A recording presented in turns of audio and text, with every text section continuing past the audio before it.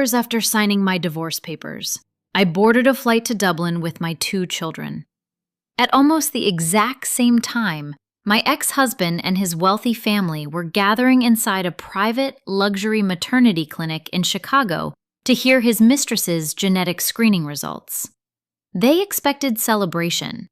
They expected a perfect baby boy, a trust fund transfer, and the official beginning of their new dynasty. Instead, the doctor revealed a truth so devastating that all 7 of them were left staring at each other in absolute silence. My name is Maya Bennett. I am 33 years old, and I am a forensic accountant. For 8 years, I was married to a man named Grant Holloway, a man who believed I was useful only as long as I made his life easier. His family treated me like a tolerated employee, not a wife. They mocked my background, used my credit, dismissed my career, and assumed I would quietly accept whatever scraps they threw my way.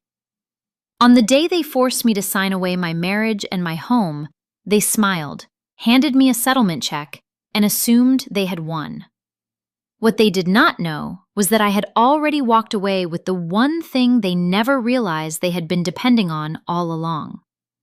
Before I continue, tell me where you're watching from in the comments, and if you've ever had to outthink people who mistook your silence for weakness, hit like and subscribe. Sign the papers, Maya. Let's not drag this out any longer than necessary. Grant's voice was flat, impatient, almost bored. We were sitting in a downtown Chicago law office surrounded by steel, glass, and money. He didn't even look at me when he said it. He just drummed his fingers against the polished conference table like I was a meeting running over schedule. Beside him sat his mother, Evelyn Holloway, wrapped in cream cashmere with that smug expression she wore whenever she thought she had successfully put someone in their place. Next to her was Douglas Holloway, my father-in-law, checking his watch every few minutes as if my very existence was costing him billable time. And seated just behind Grant, glowing with self-satisfaction, was Serena. 24 years old, 5 months pregnant, and admiring the diamond ring Grant had bought her on a credit card that had once been tied to my name. On my side of the table, there was only me and my attorney. Evelyn folded her hands and offered me the kind of smile people reserve for charity cases and waitstaff. "We are offering you a generous settlement, Maya. $100,000. You surrender any claim to the Gold Coast townhouse, you take the children, and you move on quietly.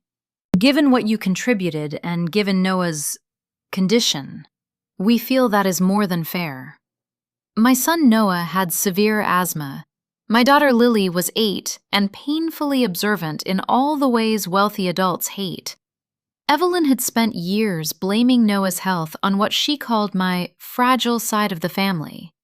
Now, she sat in a climate-controlled conference room, acting as if she were granting me mercy. Serena leaned forward, letting the light catch her oversized diamond. "It really is a beautiful house," she said sweetly. "Grant and I have already started planning the nursery.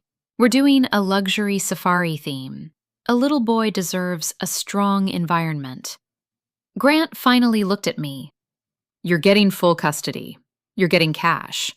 Don't be difficult just because things didn't work out. I'm moving on, Maya.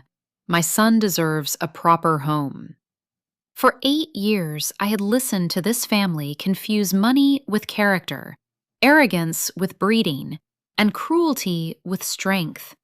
I had smiled through Evelyn's constant reminders that I came from ordinary people. I had listened to Douglas brag about his real estate empire while I quietly noticed irregularities in the books no competent businessman should have missed. I had watched Grant play businessman with inherited money while I handled the real math of adult life. They expected tears. They wanted rage.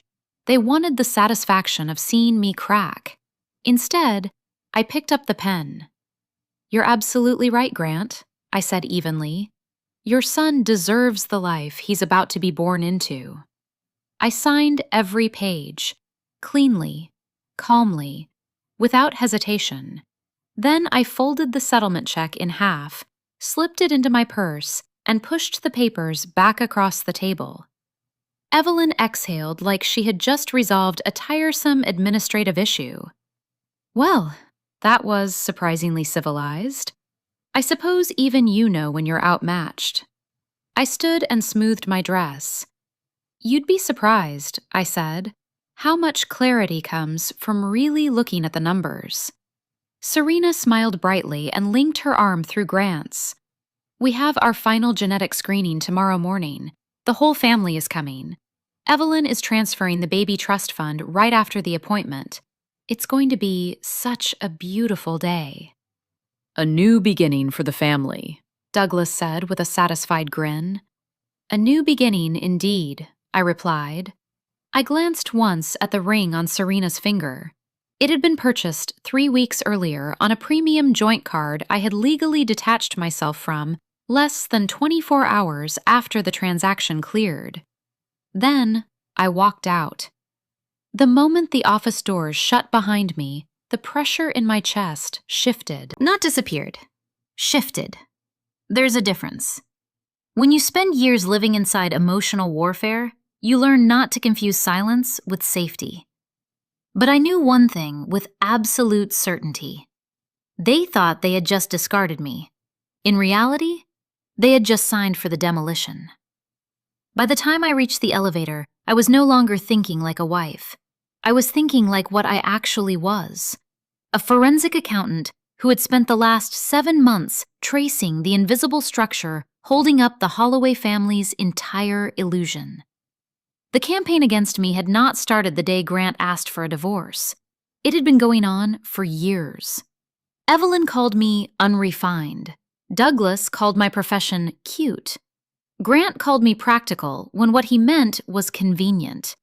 When Noah was diagnosed with asthma, Evelyn announced at dinner that perhaps good breeding really did matter after all. Grant said nothing. He never said anything that cost him comfort. When the elevator opened into the lobby, I stepped into cold autumn air and pulled out my phone. It's done, I texted my nanny.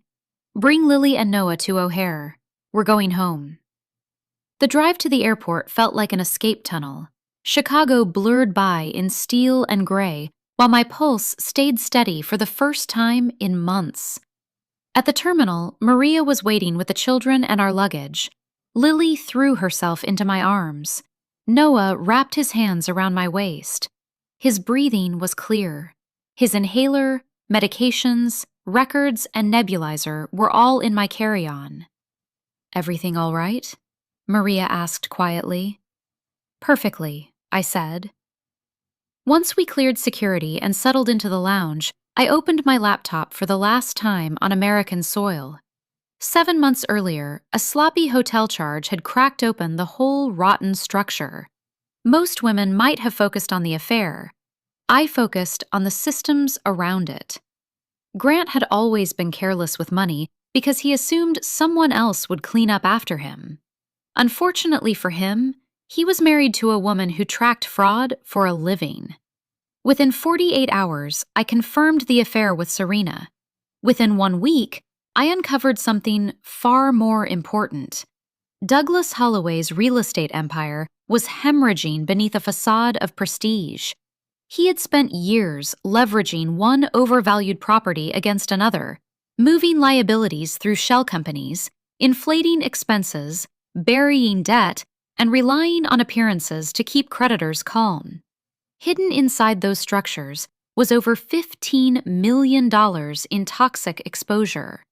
Worse, my name and pristine credit had been quietly tied to several commercial guarantees. They thought I was a dutiful wife signing routine paperwork. What I actually was their last clean firewall. The moment I understood that, emotion became irrelevant.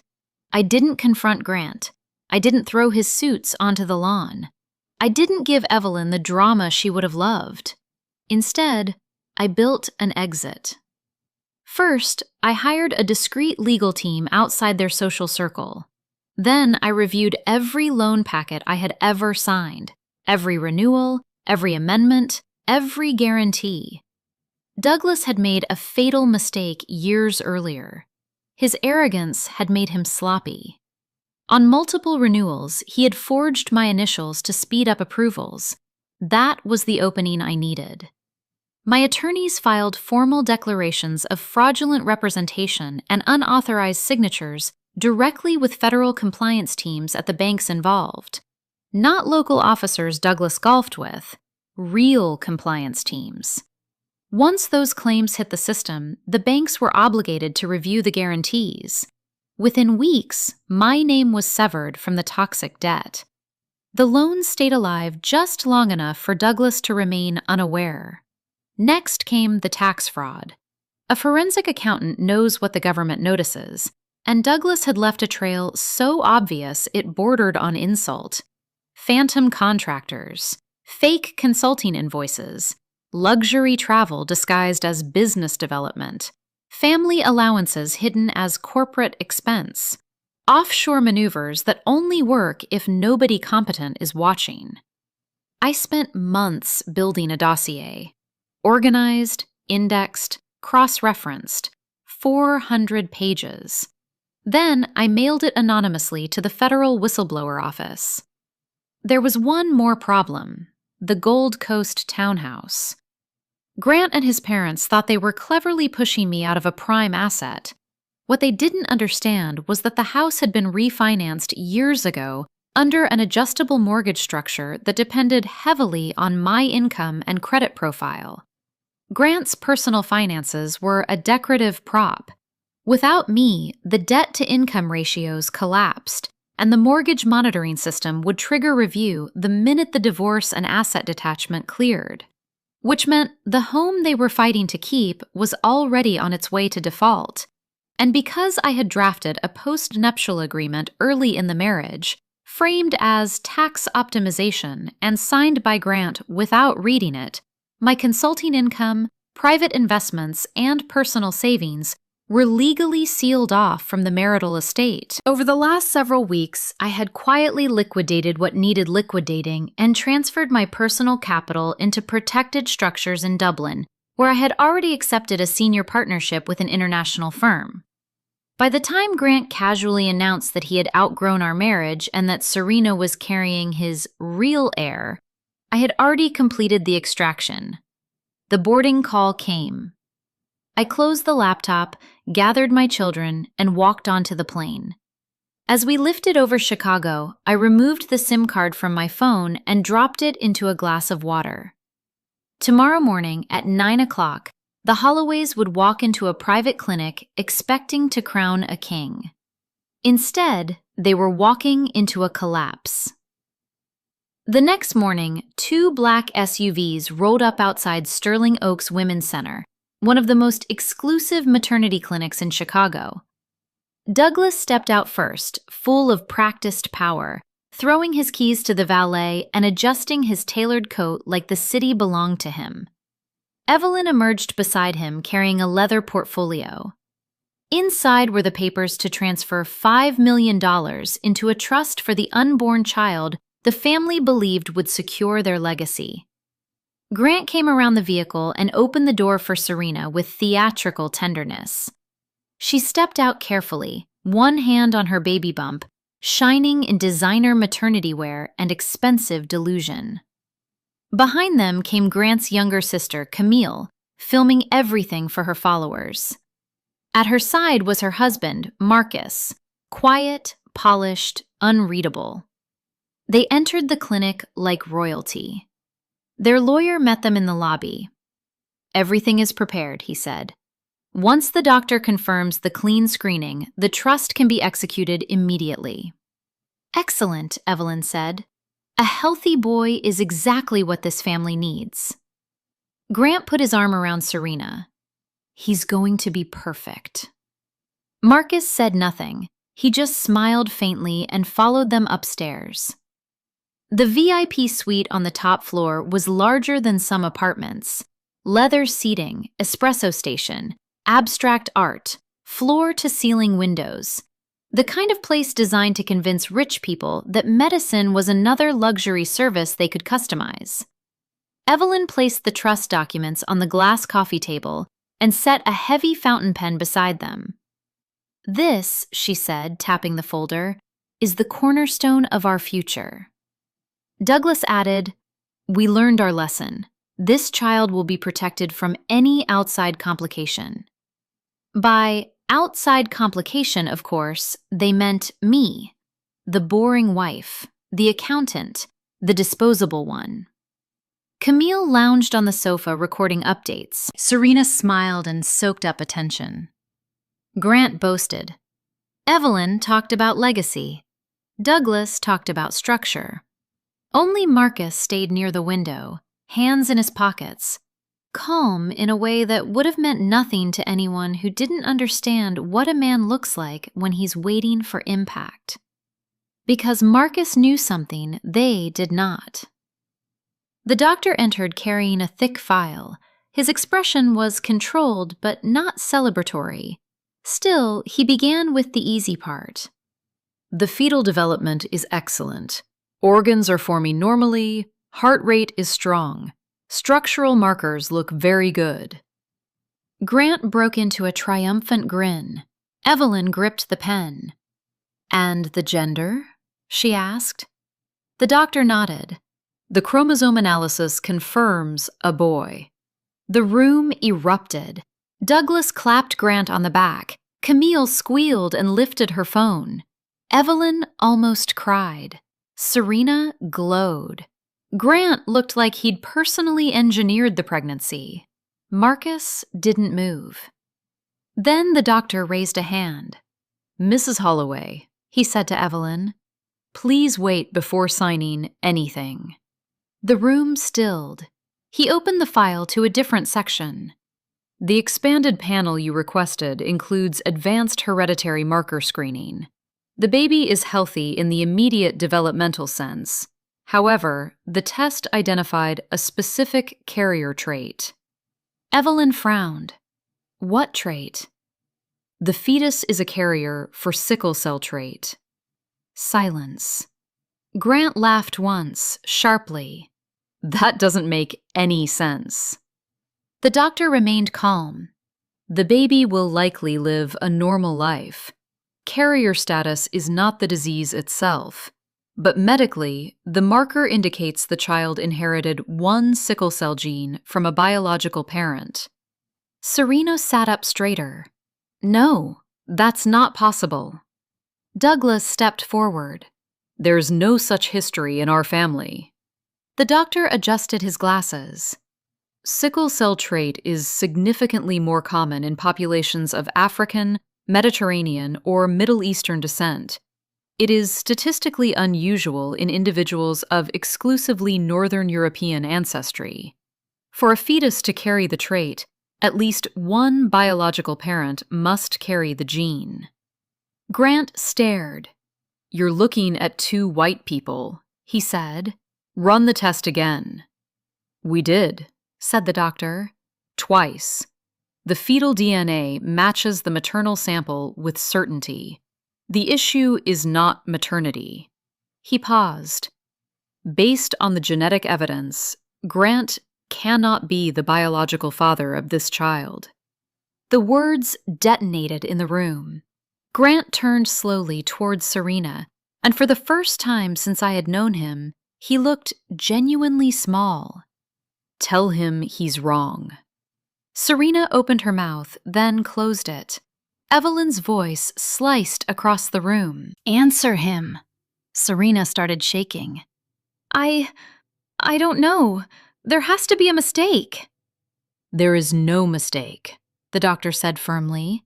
"The findings are conclusive." No one spoke. Then Evelyn looked toward the far corner of the room. Everyone followed her gaze. Marcus stood by the window, still as stone. The room didn't need language anymore. It had biology. Douglas looked at Marcus. Grant looked at Marcus. Camille looked at Marcus. And Marcus, who had spent years surviving their condescension with immaculate composure, finally lost the mask. His shoulders tightened. His face drained. Sweat appeared at his temples. That was enough. Then Serena made it irreversible. She looked straight at him and whispered, "Marcus, please, say something. Tell them it was only once." The whole room exploded. Camille's phone slipped from her hand and shattered on the floor. "You," she said, backing away from her husband. "You slept with my brother's mistress?" Marcus tried to speak. "Camille, listen." Serena cut in, now sobbing. "You said you'd handle it. You said Grant would sign the birth certificate and the trust would transfer before anyone figured it out." Grant looked like someone had taken a knife to his identity. Douglas reeled backward. Evelyn stared at the unsigned trust papers like they had transformed into a weapon pointed at her own chest. Camille lunged at Marcus. Security was called. Serena screamed.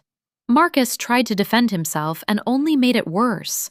Grant collapsed onto the sofa, hollowed out by the realization that he had detonated his marriage, abandoned his children, and humiliated himself publicly for a woman who had played him for a fool. And that still was not the worst part, because as the chaos peaked, Douglas's phone began vibrating. At first he ignored it, then it rang again, and again. He answered with fury and ended in silence. On the line was his banker. The government had frozen his accounts. The whistleblower package had triggered emergency action. The IRS and federal investigators had moved faster than he thought possible. Commercial entities were flagged, personal accounts frozen, operating funds locked. The same morning, the banks had called in the $15 million in debt because the guarantees tied to my credit had been invalidated under fraud review. Douglas demanded reserve funds. There were none. He demanded emergency liquidity. Gone. He said he would go home and secure assets. The banker told him federal agents were already at the Gold Coast townhouse. The property had defaulted. The tax liens had attached. The gates were being locked. When the call ended, Douglas looked like a man who had just heard his own obituary. Outside the clinic, the family gathered in pieces. Evelyn asking what happened, Camille weeping, Grant stumbling out later with the dead-eyed expression of someone whose self-respect had been surgically removed. Serena remained behind, crying to anyone who would listen. Marcus disappeared. Douglas finally said it aloud. "We're ruined." The valet approached with a careful smile and held out the keys. "That'll be $48, sir." Douglas handed over a premium card. Declined. Evelyn shoved him aside and swiped hers. Declined. Then another. Declined. By the third beep, people were watching. The Holloways, who had built an identity around exclusivity, influence, and money, were stranded on a sidewalk outside a luxury maternity clinic, unable to pay for their own car while their family scandal was still warm. Grant emerged and delivered the last blow. "It's Marcus's," he said flatly. She admitted everything. Evelyn grabbed at the trust documents in disbelief. "At least the trust is safe." Grant stared at her. "There is no trust," he said. "Dad's equity was seized."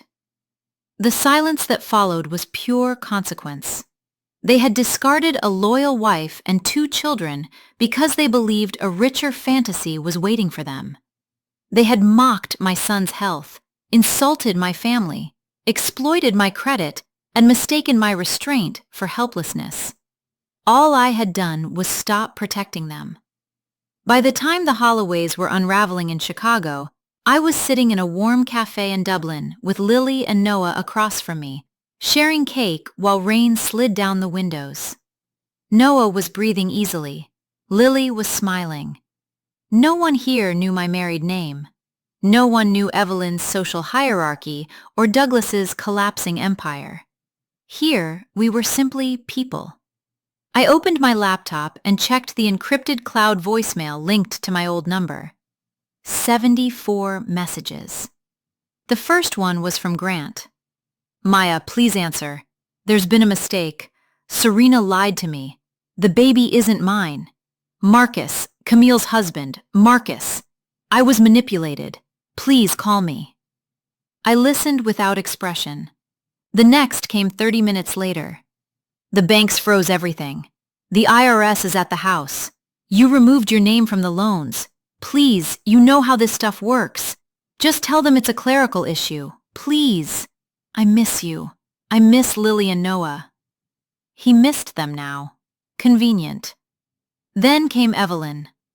Maya, darling, we are still family. Whatever was said yesterday was said in emotion. You have always been the practical one, the intelligent one. Douglas is unwell. Grant is devastated. We need your help. By noon, her tone had changed entirely. They seized my jewelry. Our accounts are frozen. We are in a motel. You cannot leave us like this. Wire us $50,000 so we can hire counsel. You owe us after everything we did for you. I nearly laughed. Everything they had done for me? They had used me as a credit instrument in pearls. The last message I played was from Grant again, his voice empty now. You knew. You knew about Serena, about Marcus, about the debt. Why didn't you tell me? Why did you let me destroy my life? I closed the voicemail tab because I didn't destroy his life. I stopped carrying it.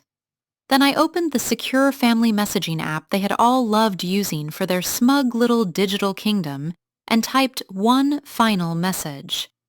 I listened to every voicemail, every frantic excuse, every hypocritical plea, every demand for rescue from the same people who spent years mocking my background, insulting my children, and using my financial standing to disguise their own failure. Grant, you traded your real family for the illusion of a perfect heir and ended up financing your own humiliation. Evelyn and Douglas, the house is gone. The debt is yours, and the government now has a complete map of your fraud. Camille, your husband's betrayal is not my tragedy to carry. The divorce is final. My assets are protected. My children are safe. Do not call me, do not email me, and do not try to find us. Any further contact will be documented as harassment. Congratulations on the legacy you chose. I sent it. I watched the read receipts appear one by one. Then I left the group, deleted the account, closed the laptop, and never opened that world again. Lily pointed at the window. The rain stopped. It had. Sunlight was sliding over the wet cobblestones outside like the city itself was opening. I paid the bill, helped my children into their coats, and walked out into clean air. 6 months later, Dublin felt less like an escape and more like a home I had earned. Lily was thriving. Noah's health had improved dramatically. I was a senior partner, my work respected instead of tolerated. My finances were not just safe, they were fortified.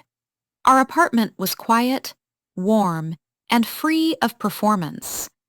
Back in Chicago, the aftermath unfolded exactly as numbers said it would.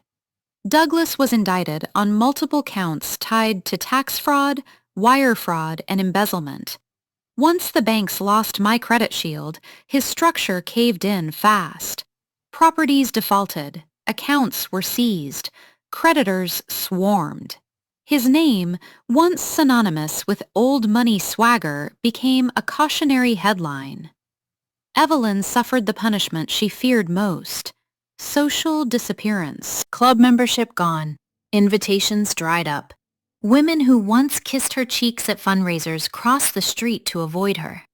Without wealth to frame her cruelty as elegance, she was left as what she had always been beneath the jewelry, a bitter woman addicted to status and devoid of grace.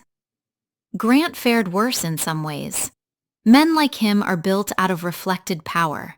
Strip away the money, the family shield, the expensive image, and there is nothing underneath that can stand on its own. His investors distanced themselves. His board roles vanished. He took a sales job he would once have mocked. The woman he burned his life down for disappeared before the baby was born. Serena, unsurprisingly, moved on the moment she understood there was no trust fund and no fortune left to anchor herself to. Camille filed for divorce. Her online persona imploded alongside her marriage. Sympathy did not arrive the way she expected it to. The internet can smell hypocrisy. She deleted her accounts after weeks of public embarrassment. Marcus lost both the wealthy in-laws he tolerated and the mistress who had gambled on money that no longer existed. Whatever future he imagined for himself died in that clinic room. As for me, I didn't win because I screamed louder. I didn't win because I humiliated them publicly. I won because I paid attention. I documented everything. I understood that some people only recognize your value once you stop absorbing the consequences of their choices. The most dangerous person in the room is rarely the loudest one. It is the quiet person doing the math. One bright afternoon, I stood with Lily and Noah near Dublin Castle while a street musician played violin in the square. Noah laughed without coughing. Lily photographed everything. I tightened my coat against the wind and felt something I had almost forgotten existed.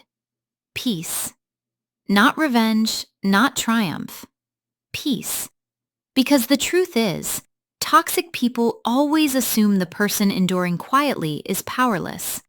They think patience means weakness. They think restraint means fear. What they never understand is that silence can be strategy. And when the person they underestimated finally steps aside, all that's left is for their own greed, lies, and arrogance to collapse under their own weight. I never needed to destroy the Holloways. I only needed to stop saving them. And then I walked forward with my children into a life they could never touch again.